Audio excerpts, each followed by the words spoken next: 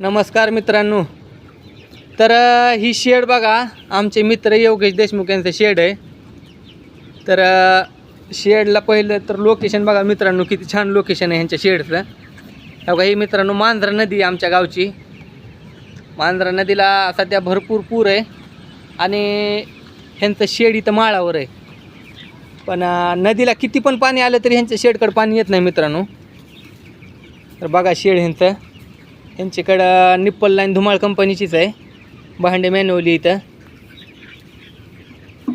बघा. आणि मित्रांनो ह्यांनी पण शेड कंपनीकडंच आहे, ह्यांचं BIB कंपनीला दिलेलं आहे मित्रांनो शेड.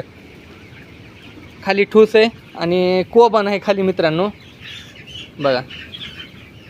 तर 18 दिवस झालेत पक्षीली.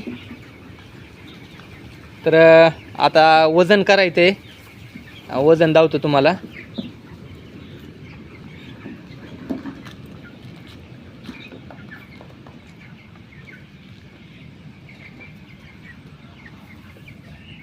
किती पक्षी आणले?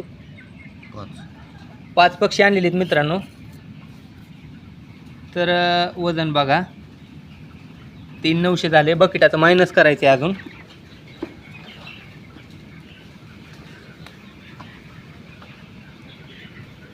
तर मित्रांनो ह्यांनी काय केलं तर हिवाळ्यात हे काही गॅस बोर्ड आणलेली होती पक्ष्याचे टेम्परेचर मेंटेन राहण्यासाठी. गॅस बोर्ड आणलेली होती बघा ही गॅस बोर्ड कशी इथं. आणि 746. तर एक अंदाजे मित्रांनो पक्षीचं वजन एक 700-800 ग्राम असेल. बघा पक्षी बी बघा, पक्षी बी चांगलं फ्रेश पक्षी आहे आणि पक्ष्यापेक्षा लोकेशन लय फ्रेश आहे मित्रांनो. ही बघा 18 दिवस झालेत पक्षीले आज.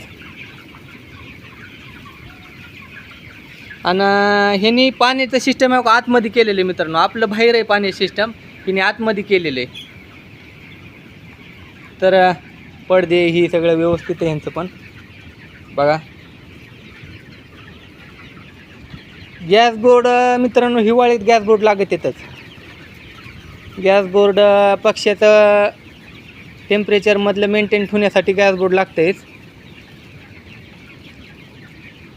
चालते तर भेटू पुढल्या व्हिडिओमध्ये. चॅनलला सबस्क्राईब करा, लाईक करा, कमेंट करा. ठीक आहे, धन्यवाद.